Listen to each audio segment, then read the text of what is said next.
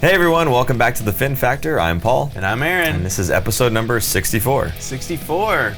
The one and only Jamie McGinn. Love that guy. That's it. That's all there's been. He's a hard worker. I really do miss that type of player, you know? He would fit in well on this team, but we kind of, we already have some of those players. Yeah, for sure. Solid. Anyway, so this week we'll be talking about the week in review and something that Aaron's been dying to get to. Contenders and Pretenders. There you go. I'm going to go through the list of just the Pacific Division to kind of, go over who's a pretender and who's a contender.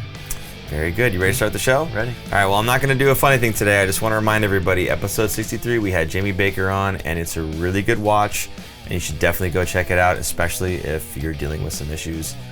So give that one a look.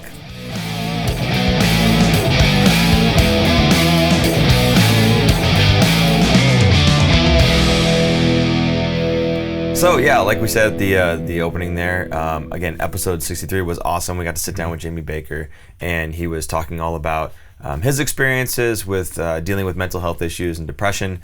Of course, Movember, we're I don't know if we want to say rocking the stash really, but we're growing these disgusting mustaches. For those of you who are just listening to the podcast, you are welcome. Thank you for not visualizing what is growing on our face. I have a beautiful horseshoe on my face. It's called the horseshoe, which I had to look up. Okay. I thought it was a handlebar. I kept saying handlebar, right. But that's where you actually twist it up with the wax. That's a handlebar. Okay. That's not what I have. I believe this is called the chevron. That's called the Mario. This is called the Mario. Be real. Yeah, that's true. Yeah. Freddy.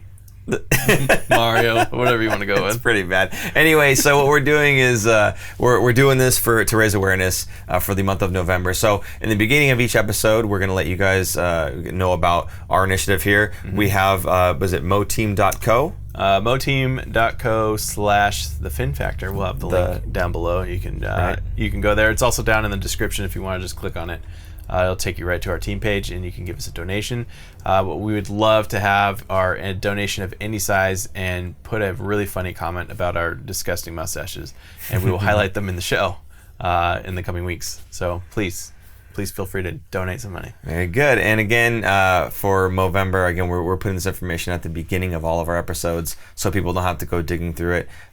If go get yourself checked out for things like prostate cancer and whatnot. Please make sure that you do go to your physician and make sure that you're getting yourself checked, because it's very important for your health, as well as mental health. Again, we talked to Jamie, and we wanted to throw that suicide prevention lifeline up on the screen for you right there at the bottom there. And for those listening on the podcast, I'll go ahead and read it off. I don't have it memorized, but it's 1-800-273-8255.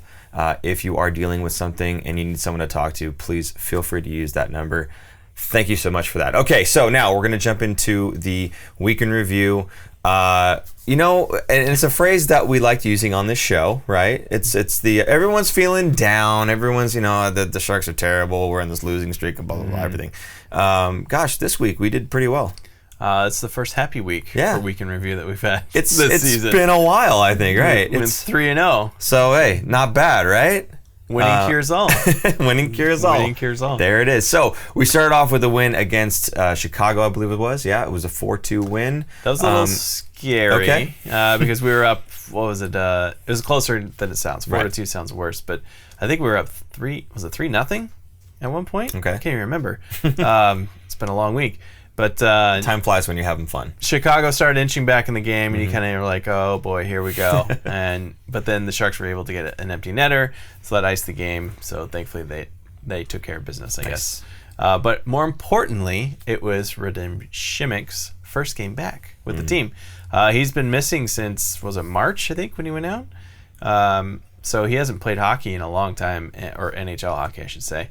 And weren't sure what we'd see from him. Weren't sure how many minutes he'd get. He ended up getting over 20 minutes, which is great. Great that his knee held up and nothing, knock on faux wood here, but nothing bad happened to him. So the team looked much better. They just seem more solid. And, if you look ahead, the last 3 games, they are 3-0 with Simek in the lineup. So we have a good quote here from, I think it's from the captain, right? Yeah.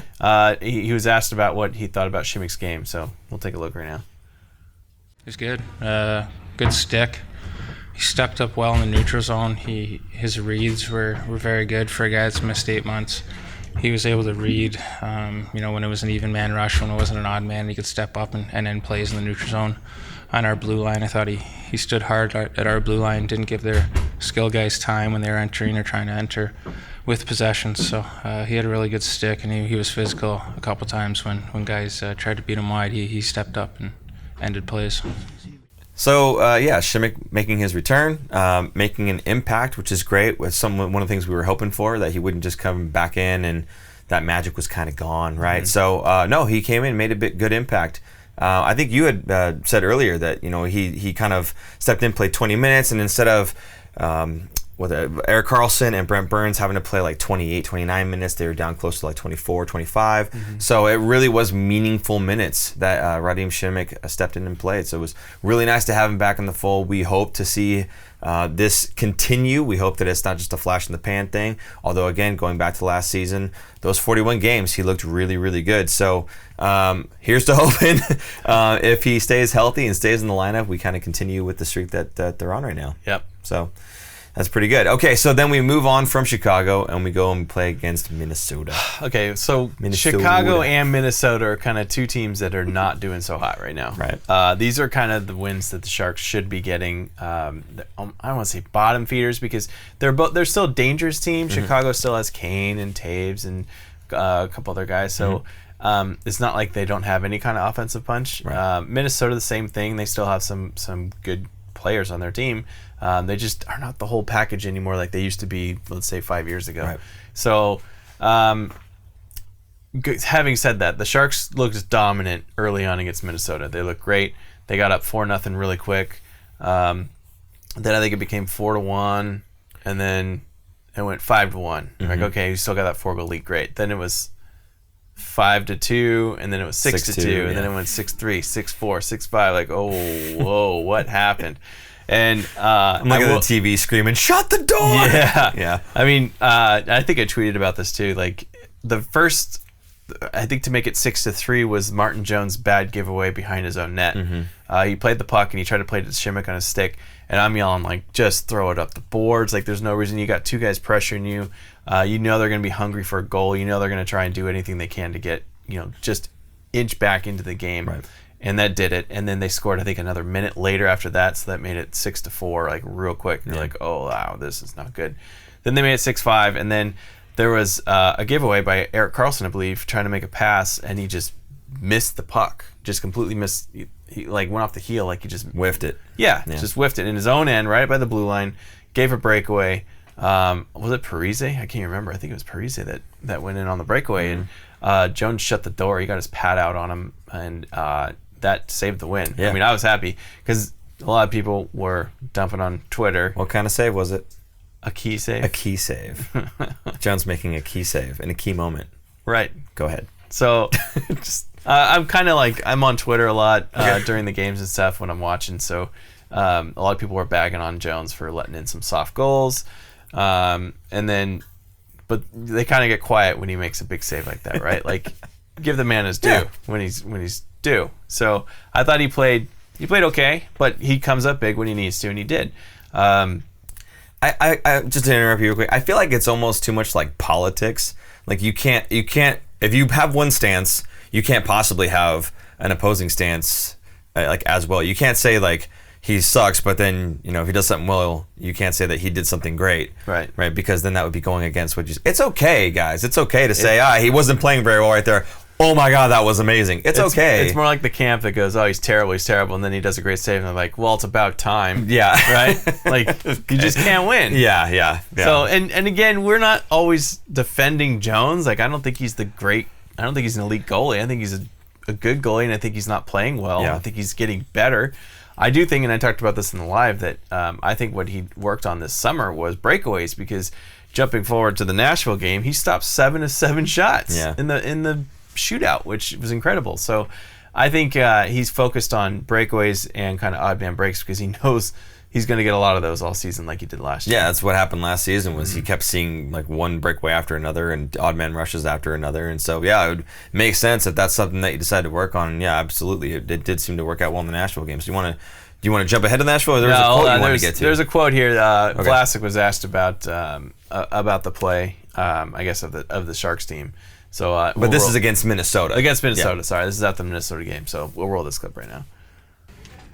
Well, I think once you decide to play the right way, no matter who's in the lineup, if you decide you're going to play the right way, the way that our system's in place, if you stick to that, good things happen. And we did that the last 2 games. We decided enough's enough. And if you have the best players, the most skilled players, if you work hard, you do the right things, you're going to get rewarded. So there you have Vlasic talking about when you play the system, you get a good result. It's funny that he would choose to say that in this game as opposed to holding it for the next one, because this game, yes, they won, but I mean, gosh, they really let them back in that game. But think about it this way: it's building blocks. Yeah, sure. Right? You're getting some confidence. They're getting wins now. They're not feeling so down on themselves. Absolutely. They're scoring goals. They got 6 goals in that game. So it's building blocks. And again, and people like to. This is why we like our shows, because we're kind of macro managing as opposed to micromanaging. A lot of people focus on every little mistake in every little game. When we kind of look at, well, we're doing a weekend review, so we're kind of going, okay, how'd they look in this week? So it's a little bit different. And I mean, even the Sharks, I think the players and the team do this themselves, maybe not week by week, but maybe even month. Like they kind of do a bigger picture scenario of what they're doing. So it's a confidence builder, building blocks. Yeah. And then heading into the next game against Nashville, I thought they looked pretty good. Yeah, they did. I mean, so Nashville gets the first goal, right? And then it kind of goes on and on and on, and we're going, when are we going to get this goal? We've seen some pretty decent chances. Saros is shutting them down, right? And then shot comes from the point, and Hertl. Well, first of all, I think Hertl had a bit of a break, and whoever it was caught him. And when he went to go shoot it, as soon as he cocked back to shoot it, just got a stick in there, and the puck went to the side. But puck cycles back up towards the point, fires a shot on goal. Saros makes the initial save, and Hertl's right there to bang it in. A guy who is in the right spot at the right time. And I go back to looking at guys saying, where are we going to get the goals that Joe Pavelski scored? That's a goal that Joe Pavelski would have scored, right? So it's not so much that, you're replacing all of the goals that Pavs would have gotten. It's that there's a guy who would be in the same spot that Pavs was in, and this was an example of that, right? This is where normally, you put anybody there, if they get their stick on the puck, it's going in the back of the net, right? So Hertl, phenomenal job there, being in the right place, right time, bangs the puck in the net. We're really impressed. You and I are very impressed with Hertl and what he's done so far this season, his trajectory. He looks like the player that we all thought he was going to be. I think it's great that he's got his own line to himself. He's the centerman on that line, and he drives that line. He's just been phenomenal this season. I can't wait to see him grow. He's taken more of a leadership role on the team as well. I mean, he doesn't wear an A, and he's not the captain, but he's up there. He's vocal, and he gives some good post game interviews. So anyway, going back to going into that Nashville game, Nashville had just played Colorado and got embarrassed. I think it was 9-4, either the night before or 2 nights before. So their team, I mean, imagine your team. Imagine the Sharks getting killed 9-4, right? Yeah. You think they're going to come out soft the next game? No. And they're not. Right, but the Sharks knew that Nashville got embarrassed. They're going to come out hard. They're going to try and win every single battle. Going back to our Jamie Baker episode, when Jamie Baker was in a rut and he wasn't scoring, he would run hills. There you go. Right? He would go back to what he was used to, I don't want to say hurting himself, but training and getting when he said discipline, do that thing that's hard, go out and do the thing he repeated that word over and over, that was hard. It was hard, right? And you're absolutely right. He would go back and do that, and then he would win faceoffs. He wasn't scoring, he's going to do all the other little things. Take that whole Nashville team. They didn't do a whole lot right in that game. They're going to come out and try and focus on the little gritty details to get their game right. So this game was going to be a tough one going in. They did play Saros and not Pekka Rinne, which I'm sure had to do with the game before against Colorado. Just probably give him a rest. But it's interesting, though. How many? It would be interesting to see, at least early on the next month, how many teams play their backup goalies against the Sharks versus their starters. Because the Sharks are not doing so hot in the standings, maybe they're going to throw out their backup to give their starter a rest. Who knows, right? I mean, Vegas won't be doing that, but we'll get to that later. But anyway, we have a quote here from Pete DeBoer after the game. He was basically asked if this is the best Sharks couple quotes here. We're actually going to play the whole interview, 2 minutes real quick, because it's really good. There's a couple questions. I think the first one is, was this their best game that they played all year? Asked about Vlasic and his play with the team. I think even Hurdle. There's a couple other guys that he throws out there. So here we go. Here's the clip from Pete DeBoer after the game. Was this your best game of the season? I think 60-minute effort for sure. I thought we handled the adversity of not scoring first, even though we were playing well, better than we have in the past. Stuck with it, and I think it was our best 60-minute effort. Another example of when we talked about Vlasic a little bit this morning, but again, it looked like he was another good game. Just kind of he had a great game. Yeah, he had a great game. And when he's playing at a high level, we're a different team. He's an elite defenseman. So he's not the only guy that had a slow start, but some good signs. 3 in a row, obviously, but I guess talk about this morning about a quality opponent in Nashville. What does this do for the team's confidence? Well, yeah, we needed to beat a good team like this. We knew it would be a good test, and like I said, we put together, some good spurts of hockey here over the last week. I like some of the things we've been doing, but we haven't been doing it enough, and we haven't done it against a team like that yet this year. So, there was a lot of good signs. Hopefully, we can turn the corner here. Coach, how big was it to keep a team like that to a goal within 60 minutes? Well, yeah, I mean, we're not going to outscore teams. We're not going to win games 6-5 very often. So, we've got to be good defensively. And I thought our attention to detail defensively was real good tonight. I thought Jonesy made a couple big saves at key times for us. And, we scored enough to win. Can you talk about Tommy Hurdle's game tonight? Yeah, he was huge tonight. I thought he was excellent. I thought, actually, we didn't have any passengers tonight. I thought everybody showed up and gave us a real good game, but he was exceptional. So a lot of good stuff there from Pete DeBoer, kind of giving some praise all around. The Sharks did look good. It was one of their better games. I still think the Winnipeg game seemed like a little bit better, even though they lost that one. Just overall as a play, but it was still a very strong game for the Sharks. It's tough, like you said, you're not going to score 6 goals every night, so you need to win those 1-game goals, or 1-goal games, 1-game goals. So, but going to that shootout, Martin Jones, he went 7 for 7, stopping 7 for 7 on the shots. So on the other side of the ice, Soros was 4 for 7 because the Sharks missed two chances they didn't even get it on goal. So I mean, think about that. Like Jones, they put all 7 on goal. He had to make the stop. That's not easy to do. No. I think the shooting percentage normally, like the average is close to 30% for hockey. Wow. Kind of like 30% would be scored in the shootout. Yeah. Not just breakaways. Breakaways are a little bit different, but in the shootout, I think it's roughly 30%. So it's good on him to come out strong and to get that. To me, it felt like a win because the Sharks were down a goal. They tie. I hate the shootout, by the way. I hate it. I think it's stupid. I think just get a tie, get it over with. The bonus point is just dumb. So that's a whole nother bone to pick. But to me, it did feel like a win because Jones had 7 saves. The Sharks were down a goal and they tied it to force overtime. Right. Obviously, they didn't get it done in overtime, but as opposed to them being ahead, then they go down a goal and then they have to win it in overtime. I mean, imagine the mindset of fans, right? What you'd be thinking if they were ahead and they gave up the tying goal and went to a shootout. Won the shootout, you go, oh, well, I'm glad they got a point still. Like, it's not a row. It doesn't go in the row column, but at least they got 2 points. Or if they lost in the shootout, right? I mean, it was a 1-goal difference. It could have easily been a loss. Yeah.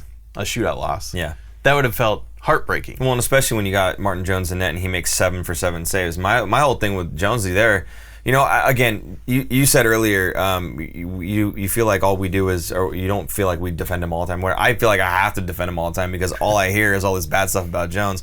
Again, I don't think he's the best goaltender in the world, and I never claimed that he was, but I mean, when all you're hearing is bad stuff about him, it's like, nah, you kind of have to balance it back out. So with him, when he went 7 for 7, I'm going, he's overachieving right now because this is not what I would expect from Jones. Yeah. Which, hey, it's great. That's what you need sometimes. Sometimes you need to have that overachieving, performance, and it saved their bacon. They had the extra point out of it, right? But you're sitting there waiting for them to score, right? Exactly. You're like, okay, one of these is going to go in. I'm looking at it going, oh, no. The Sharks aren't scoring. They're gonna take advantage. It's Johansson. Oh, man. Oh, it's Turris. No, it's going in. Even Grimaldi is like, Grimaldi's a shooter. I laughed. I was like, really? Grimaldi? Rocco Grimaldi. It's a great name, isn't it? Yeah. Yeah. Okay. So anyway, no, for me it was like, Jones is kind of overachieving right now because I would not expect that of him, right? So again, not thinking that Jones is the best goaltender in the world. I just want to make you guys aware of that once again because there are times where I got people like, you guys always defend Jones. It's like, yeah, we kind of have to. Yeah, but that's sometimes. on Twitter, and I don't think all those Twitter people watch our shows. No, probably not, and that's okay. Whatever is what it is. So anyway, I think Jones had a 960 save percentage for the game, right. And like a .92 or .9 something. I forget what it was. Goals against average, and I mean, he had a really, really good game. That game, there are times where he's not going to do that great, but he's not always going to be in your mind, the worst player on the Sharks all the time. And when they say, he's the main problem, I just have a problem with that because, again, I've said this argument before where you're looking at the PK, they're playing down a man, and yet when the team plays in a lockdown mode, all of a sudden Martin Jones' numbers on the PK are pretty good. They're better than his 5-on-5 play. Now, is that him? Or is that the play in front of him, right? So to me, that speaks more to the play in front of him, right? If you can play better with a man down than you can 5-on-5. Yeah. We even had, when Jamie was here, he was talking about the 5-on-5 numbers, and he's saying we're 31st in the league in this, we're 30th in the league in that, and it was all 5-on-5 numbers, right? And yet we have the best PK in the league. So when we're down a man, does Jones all of a sudden become like transcendent in goal? Like, you know what I mean? To me, it just doesn't make sense. It's the mentality, I think, of the group in front of him. And to me, it's like Jones is not an elite goalie. Right. He's a good goalie, but he's not elite. The Sharks should know their strengths and weaknesses. I'm not saying he's a complete weakness, but you should know that you can't rely on him to make those big saves on a consistent basis. Uncontested, high danger chances, which they've been giving up, I think, the most, right, in the league. So you should know better than that, essentially. Yeah. And you shouldn't give up that many. You limit those chances, you're going to get better instantly. And kind of supporting that too, there was an article by Kevin Kurz in The Athletic who was talking about, Pickles. With his game kind of on the rise, so too is the Sharks. It's like, well, let's think about that. The Sharks' best lockdown defensive presence, when he's playing well, all of a sudden the Sharks are playing well. Well, what is he responsible for? The defensive zone. When he's locking it down, all of a sudden we look pretty good, right? So I have a hard time with everybody, again, pointing to Jones and saying the main problem. Again, not perfect. Could we have a better goaltender? Absolutely, we could have a better goaltender in net, but not the main problem, right? Not with the budget that we have. Well, that's fair. I'm just saying, like, I wouldn't point to him and say he is the sole reason, right? And even again, going back to Bakes, you really need to check out episode 63. There's so much good information from Bakes in there. But even he was saying, I want to see improvements in all these other areas first. Then I'll answer your question on whether or not the goaltending is the issue, right? So that tells me that even Bakes is saying there are so many other things that are problematic, and once we fix that, then the jury's still out on whether or not there's an actual problem with the goaltending or not. Right. So to me, again, speaks more towards there being a problem with the unit, the group, 5-on-5 play most specifically. So just wanted to throw that back out there again. So from there, we can move on to the thing I think everyone's been waiting for. Sure. Contenders and pretenders. Oh, just on the edge of their seats right now. And chicken tenders, if anybody wants to bring me some, because I'm hungry. Right. Fire away. Well, speaking of hungry, okay. This segment is brought to you by our sponsor, Segue. La Villa. Nice. In downtown Willow Glen. Jeez. Food's so good you'll lose your memory. Yes. Go get yourself a Chris combo today and some raviolis, and you will thank me later. You saw, on our episode last week, we talked about it with Jamie, and he loves going there. He's been going there a very long time. Good people, and we thank you for being our sponsor. So going into the pretenders and contenders. I did this segment last year, I think roughly around the same time. Because last year at that time, I believe it was Vancouver and Anaheim and Calgary were at the top of the standings. Even Edmonton was up there. All of them above the Sharks. And everyone was, a year ago, was freaking out about the Sharks. Now, it's a little bit different story. The Sharks are are lower in the standings. Also, the Pacific teams are a lot better than they were last year. They're more improved, which going into the season, a lot of people were, Sharks are going to lose. They lost the free agent signing deals, whatever, because they're blah, blah, blah. People like to complain all the time. So anyway, let's take a look at the standings right here. You can see at the top, I'm going to pull this open quick, sorry. Right now, Edmonton's at the top, right? This is as of tonight, I believe. Calgary is right behind them, followed by Vancouver, Vegas, Arizona, Anaheim, finally San Jose, and at the lowly bottom, Los Angeles. God, that's never going to get old. I love seeing that down there. So for me, looking at these teams, I don't want to say that they're completely pretenders now, but I do think Edmonton, Vancouver, and Anaheim are going to drop lower. Anaheim? Yeah. Are you sure? Anaheim's like a one-line team and a one-goalie team who gets hurt all the time. I'm going to check in with Mike Johnson on that one. No, I think you're wrong. People are like, what are you talking about? Yeah, go back to last season. You'll catch it. Paul had a bone to pick, apparently still, with Mike Johnson. Just poking the bear, that's all. To me, Vancouver's a one-line team, specifically Pettersson. Besser. I would say Bosser. Besser is a very good goal scorer, but goal scorers get streaky. Pettersson's just a whole nother level. He's a playmaker and a goal scorer. But it's his sophomore year, so it's only his second season. We'll see if he gets a little slumped. Not really right now, but he's small. Like, I feel like he's gonna get hurt again. Okay. He got hurt last year for a little bit, and Vancouver just tanked. Now, they are getting great goaltending right now. Markstrom and Demko are playing pretty well. Not consistently every single night, but they're doing a pretty good job. So their team is better than it was last year, but I still think in the long run, an 82-game season, they're going to come down a little bit. Okay. Maybe not a lot. They're not going to crash. They're not going to go to the bottom, but a lot. And to support that a little bit, I was looking at the streaks column, right? Sharks on a 3-game win streak, for instance. Vancouver, I think, had a 4-game losing skid so far. So this could be the beginning of the end for the Pretenders for them, right? Yeah. Right. Okay, go ahead. Let's look at Anaheim. We'll just cover them real quick. Sure. John Gibson gets hurt. Ryan Getzlaf's up there in scoring, which Silverberg is leading their team, which is great. That's about where he should be. Getzlaf is, I think, playing a little higher than he should be in terms of like points. I don't think he should be second leading on the team. He's still a good centerman, but kind of like Joe Thornton and Patrick Marleau, like they're still good, but they're not going to lead. They shouldn't be leading the team, right? So it should be more spread out. It's not really there. They're one injury away to Gibson and being in the basement along with the Kings. Not as bad as the Kings, because the Kings are bad. Once again, I didn't mention the injury to Gibson, so it's not on me. Edmonton is the other team. Yeah. They are definitely a one-line team.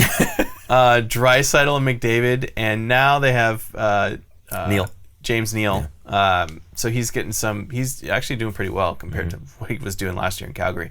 So good for him, but not really. And so they're also getting some really good goaltending, right? They are for now. Koskinen is still kind of new to the league. I don't think he's going to be... they have Mike Smith, which is great, because Mike Smith, to me, is one of those guys that can be a starter if someone is kind of failing. He has been a starter in this league for a long time. But Koskinen is putting up some I don't even know if I'm saying that right, but he's putting up some decent stats. But he kind of did that last year. They kind of gave him and Cam Talbot were playing together. Okay. He kind of took over, and they gave him the contract, and then he kind of stumbled a little bit after a while because he wasn't used to playing that many games. So I don't think he's ready to kind of take that full-time starter, which is great that they got Mike Smith. And so far, so good. It's been working. And I think their system has changed a little bit now. So they're kind of doing defense first and just letting Draisaitl and McDavid take over for the offense. So, but I still think, there can be an injury to either one of those two guys, Draisaitl or McDavid. They're done. They're done. They'll drop in this. They'll just tank. So I can see, I'm not saying that they're going to get injured like John Gibson, But I can see them slowing down. I mean, if you can really shut those two guys down, which is not an easy thing, and we're going to see the Sharks do it on Tuesday, or hopefully see them do it. Yeah. If you limit them to 1 point, Right. and I'm saying 1 goal, that's crazy. That's good. Yeah. They're probably not going to win many games. Well, you never know, because even if Edmonton loses, they ESPN might say that he's dominated the Sharks with 2 goals. Right. Another thing I'm still bitter year. about that too. Still, it's throwbacks, buddy, it's throwbacks. fantastic. I think one more thing though, if we can get you to try to say that goaltender's name one more time. Koskinen. Okay, I just it's funny to me. See him struggle. Anyway, so Thanks. Edmonton being the other team, right? Right. So are we done with pretenders? You got any more pretenders for me? I think Vegas. I'm going to throw Ooh. Vegas out there. Now, You think they're on the cusp though? it's not that I don't think they'll make playoffs. Well, I don't know how to phrase it. I could see them being a bubble team. Okay. And everyone's probably going, what are you talking about? They destroyed the Sharks the first 2 games of the season. You're right, they did. What have they done lately, right? What have they done the last couple games? They've blown leads. You just saw... I think it was a 3-game losing streak when I looked at that column again. But you anyway. also saw a funny tweet from Kurz today that we're going to post up right now. They played. fantastic. I don't have the verbatim. The tweet's obviously up there, and I'm going to paraphrase it, but something about they played a solid 55 minutes and then fell asleep for 5 minutes or something like that. And Kurz fires back with "Sounds familiar." Yeah. And whether you like Kevin Kurz or not, you got to admit that's a solid tweet It was great. right there. It was pretty good. Nice. So going to Vegas, I kind of touched on this earlier. Is Marc-Andre Fleury? Their backup goalies are combined 0 wins right now. They've played 5 games and not one of them and they've had 3 different goalies be their backup. Nobody can get the win. So they live and die by Marc-Andre Fleury. Yeah. And he can't play more than, you play that guy for more than 65 games, he's going to break. And I think we kind of saw this at the end of last season. I think he was a little fatigued going down the line because the Sharks, remember the last month of the season, the Sharks couldn't buy a win, right? Yeah. Vegas was kind of doing the same thing. They were right next to each other. Just neither team could really get a win. They were kind of coasting, almost playing to not get hurt. They didn't really care because I think the standings were kind of already set, so Right. they weren't really trying as hard as they could have, I guess. Okay. But to me, their defense, and I talked about this on the live, the Sharks built their team with spending money on the blue line and the centers. Vegas did wingers and their goaltending. And maybe, I still don't even think they spent that much on their centers. Their defense is not good. They're just very basic, simpletons. Simple defensemen. I don't know. They're not, there's nobody that can move the puck like, not that many people can move the puck like Carlson or Burns, Right. but they don't have one of those guys. They don't have a good puck-moving defenseman. They're not terrible, but they're not elite. Okay. I should say that. That's fair. Yeah. So it's interesting to see, and we talked about this again in the live, the 3 to 5 year plan of where the Sharks will be versus the Vegas Knights, because we'll see what kind of long-term strategy kind of worked. I think the Sharks are better off because defense first, it works its way out, right? Especially the offense comes out from defense. If you spend all your money in a goalie and he gets hurt, then what? All your eggs in one basket. Then you have 3 goaltenders that can't buy a win in 5 games. That's what you get. They are 1 concussion away from tanking. And last year, they barely made playoffs. No, I don't know, barely is not the right word. If they were in the Eastern Conference, they would not have made playoffs. Right. Based on Points-wise. points. Yeah. So I just don't see Vegas as strong as they used to be. They're not terrible. They're not. Their scoring and wingers can only help them as far as they can go. Right. As, they can only go so far. That's what I'm trying to say. So let's get LA out of the way. They're not a pretender, but they just are terrible. LA is so selling. They're done. They are selling the farm. Right. The only 2 people I heard that are not touchable are Kopitar Kopitar, and Doughty. That's it. Yeah. Everyone else is for sale. So that's all we have to say about LA. We don't want to rub the salt great. in the wound.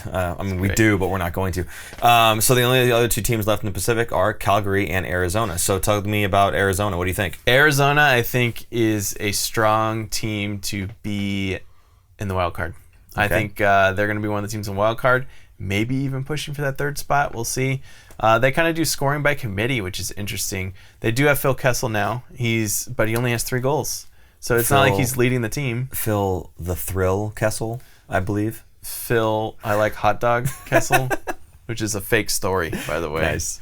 If you even know what I'm talking about. Oh, actually, the hot dog thing, real quick. Essen Gallo from Bay Area Hockey Repair, he had I think it was maybe for Halloween or something. I forget what it was he did, but he had like a hot dog necklace, and he was like the Filipino Kessel or something. It was really hilarious. Nice. One thing really quick, congratulations, 8 years of Bay Area Hockey Repair for Essen. That's just really awesome, cool stuff. Anyway, getting back to Phil Kessel. Phil Kessel. Kessel. Yeah, so anyway, that team just is a well-rounded team. They're kind of boring hockey in a way. I mean, part of that is where they are in the desert, but it's boring, but I can see them making playoffs this year, which is fantastic because they've missed it so many times. And I love seeing the original whiteout. They were the original team that did the whiteout for their fans, if you know what I'm talking about. Now, going back to Calgary I think is very strong because you talked about this in the live. They said, what if Giordano got hurt, right? Would their team be devastated, losing their best defenseman? No, they wouldn't, because they have so much depth. They have so much, a well-rounded team. To me, they remind me of the St. Louis Blues last year. Okay. Just built really well, even, good physicality of their game. I think they're the strongest team. I think they're going to come out on top again, which they did last year.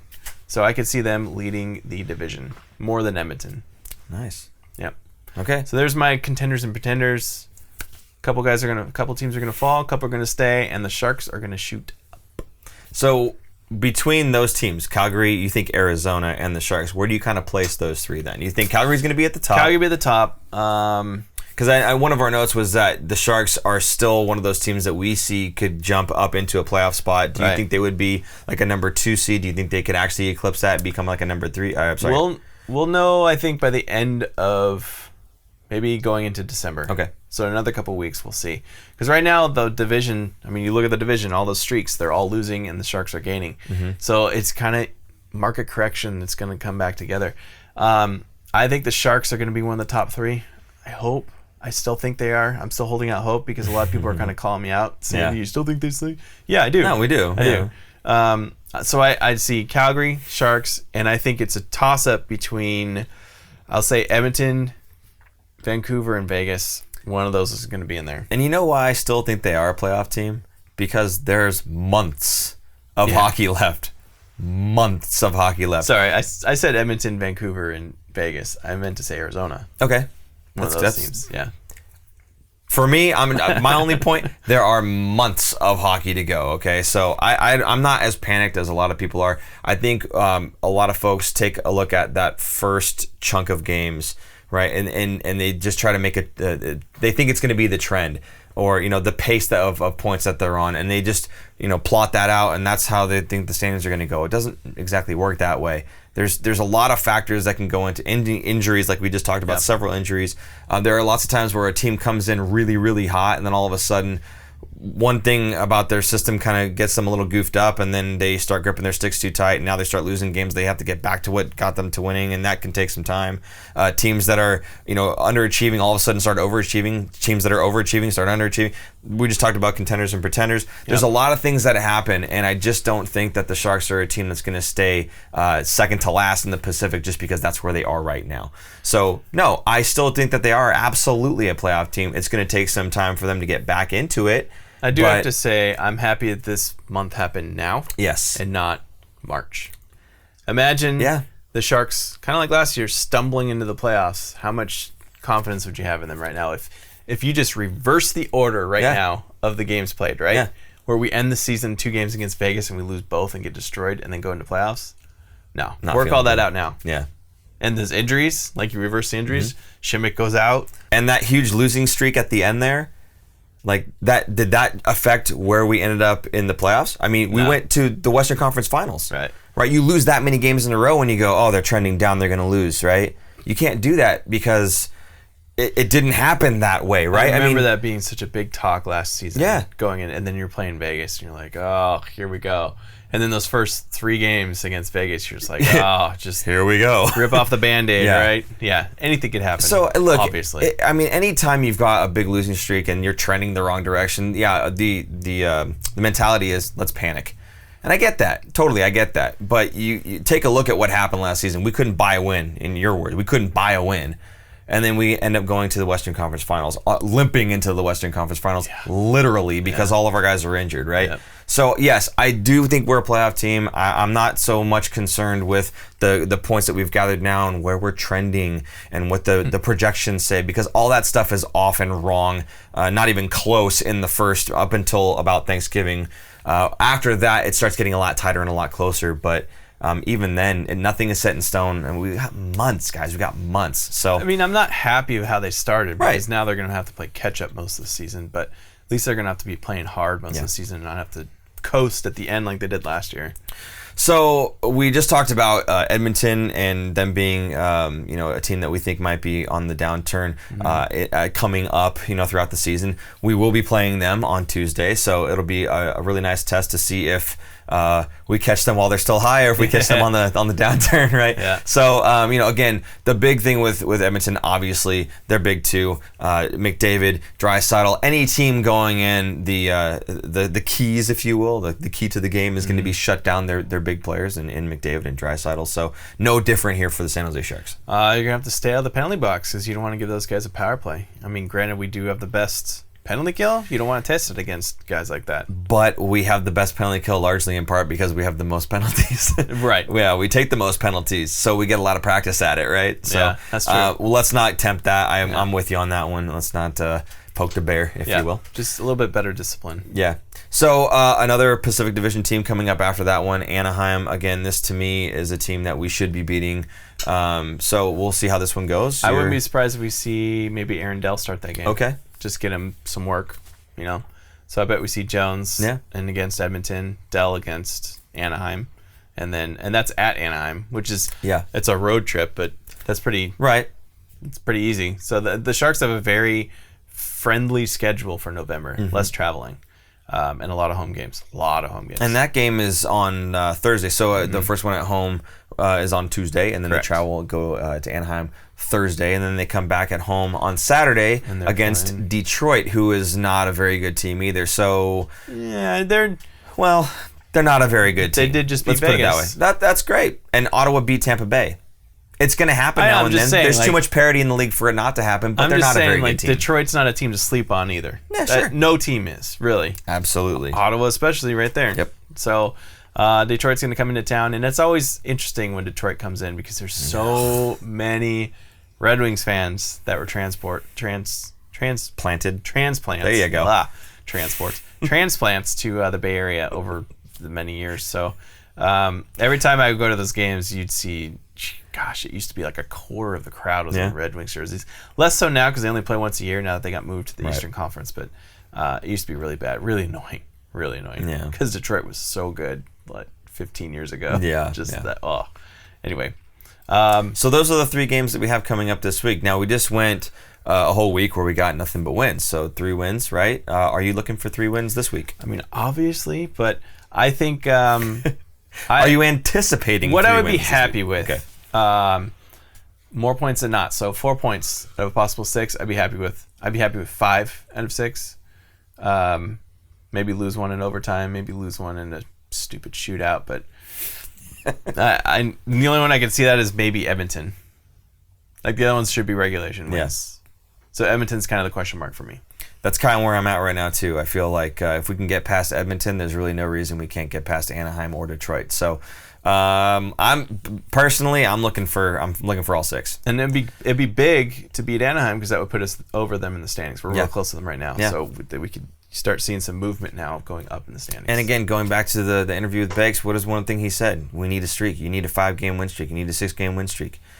This is our opportunity right here to get it. There's 1 game on the road. The other 2 are at home, and all 3 of those teams, well, 2 of them not so great, and then Edmonton, if you can get past that one line, or you could stifle that one line, there's really no reason you can't beat Edmonton either. So I don't normally expect to get full points on it, but this stretch this week, I'm expecting it. I really think the guys can do it, and I think that there's no reason they can't. As long as they continue to play the system, like Pickles and DeBoer were saying, there's really no reason they can't get those 6 points. Just looking at the schedule, there's no back-to-backs. Yep. So and there's not a lot of travel, just going to Anaheim and back. You got it. So I think that we should expect 6 points. Very good. Okay, normally we would do EASHL shoot. I don't have any screenshots, so I'll have to do it maybe afterwards. But so I don't have the screenshot, but I'll throw it up on the screen right now magically somehow. I have no idea who's ahead or who's not because I haven't seen it. I'm guessing for the PS4. I'm guessing it's me. Because I'm played generally the most games. Yeah. Somebody played a lot of games. Somebody did, because I noticed that we had a whole bunch of bags to unlock, and we were like level 26 or something now we were like 21 or 22, and all of a sudden we jumped like 4. So I don't know who it was. Whoever it was, thank you so much. That's awesome. It was really cool to be able to like open up like 5 bags in a row with just a whole bunch of stuff just got dumped, which is great. Love seeing that. Get to play around a little bit and tweak a few things here and there. So thank you for that. The folks doing the Xbox, we'll go ahead and throw that up right now as well. And again, I haven't seen this yet, so I have no idea who's where, but you can see it on the screen. If you are listening as a podcast viewer, well, then you can't see anything, and you're just as blind as me. So enjoy that. We're not going to do a clip this week because we don't have one. So Aaron and I can't score to save our lives, and nobody else. I think I scored a goal this week. Did you? Yeah. Was it pretty? Was it worthy of taking a clip? It was early in the week. It was so long ago when he scored that he can't even remember it. So I only played 2 games, I think, this week. Yeah. Jump back in, man. It's fun. It's just no time. In any case, so done with EASHL. Moving right along. Fantasy hockey update. We'll take a look at League One right now in the standings, and you can see I jumped up from 3rd to 2nd. Nice. Which is excellent. Right ahead of me is Razor Teeth. And this week, actually, I'm playing 3rd place, which is Low Street Sharks. Ooh. So it'll be a battle between 2nd and 3rd. My team's pretty strong. I'm kind of happy with it. I'm happier with my other league, and we'll jump over to that one. I'm in 1st, so obviously I'm happier. But I just feel like I drafted better in this team, and I got a lot of guys that I thought slipped in the draft that I got to pick up. So I'm happy with it. I mean, I got Mitch Marner and Leon Draisaitl. Nice. Which is basically like, people want the top guy. They want Tavares, or they want Austin Matthews. Then you got his line but I mate. get Mitch Marner, right? I get his line mate. Same with Draisaitl. I got him a little bit later. McDavid should have gone 1st overall or 2nd overall, but I think he went 4th or 5th in this league. And then I got Draisaitl, I think, in the 2nd or 3rd round, which I'm happy with. So, and he's actually got more points than McDavid. So there you go. So anyway, there's the updates. I'll keep you updated next week on it. Very cool. Anything you want to plug before we go here? Just how about some donations for the mustaches? There you go. Movember. We'll throw that up again. Yeah. Was it moteam.co/the Fin Factor? Trying to get to that 500 donation dollars, which would be fantastic. Yeah, that would be great, especially because I've got a lot of Mario comments from the lives and whatnot. I get a lot of biker comments. Yeah, I don't know, a biker from Montana or something. Yeah. I don't know. Sure. Sorry for anybody from Montana that I may have offended with that comment. However, that is the end of episode number 64, and we do appreciate you guys tuning in. It's been a whole lot of fun. Yep. And I think we finally got that Contenders and Pretenders thing out of the way. I think people were actually looking forward to that. I'm sure. I think they wanted it. Yeah. So gives them a little bit of hope. Good for you giving it to the people. Because I'm telling you what's going to happen in the standings. Nostradamus hat. It did happen last season. It did. It's kind of scary. You were bang on. Anyway, that is the end. So thank you guys again for tuning in. We do appreciate it. Make sure you hit that sub button so that you can figure out when we're going live, because the live shows are an absolute blast. We love talking with you guys. We have lots of comments and questions, and we certainly do enjoy taking those and getting that instant feedback for you guys. So there's that. Go ahead and do it. Thank you so much again for tuning in, and we will see you guys next week. Bye-bye. Bye. Thanks for tuning in. If you like this episode, check out our other content, especially interviews.